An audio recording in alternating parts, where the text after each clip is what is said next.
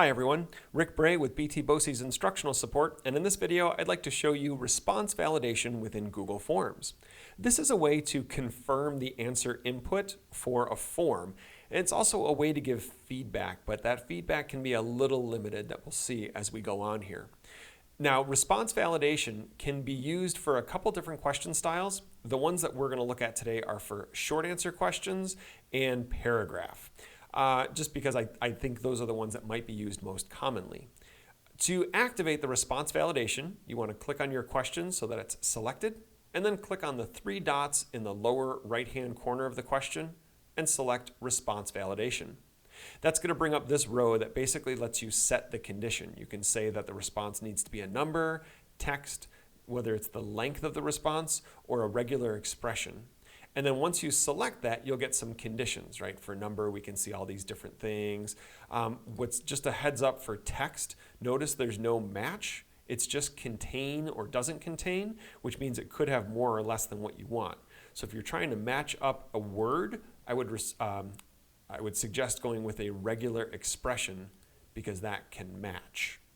Okay, but let's say this is a number question just for the heck of it, and I want the number to be equal to 6.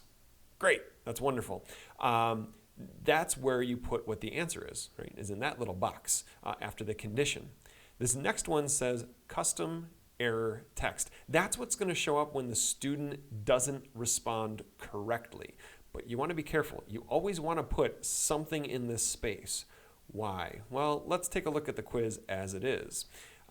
Question number 1, do you remember what I said the answer was? It was 6. So what if I say 3? Oh, it must be a number equal to 6. It gives them the answer.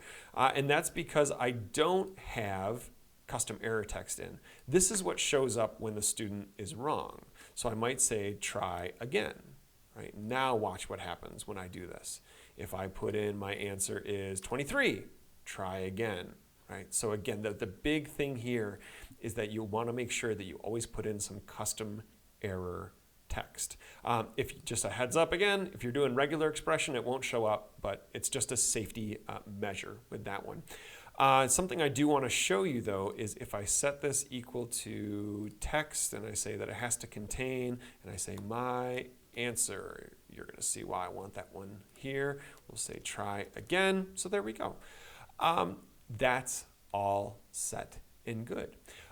So again, this acts as a stop gate, meaning that it won't let students go forward unless they have the right response. Right? So again, if I take a look at this example and I say, nope, I can't submit.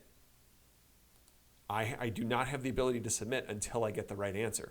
So if you're looking for like a feedback loop, this may not be the option that you want to take because you have to put the right answer in before you move on. The other thing that I want to draw your attention to, and students know this, they can find the answers on this. This is not like a secret. A lot of people know about this one. If I right click and say view page source, right? This is all HTML code and all this other stuff that you may not know much about, but when I scroll to the bottom, and it's always at the bottom, and it's always pretty easy to find, here are my questions. Look, question 1. And look right here, there's my answer. Uh-oh. So they can find out what the answers are if they want. And the kids, again, know about this.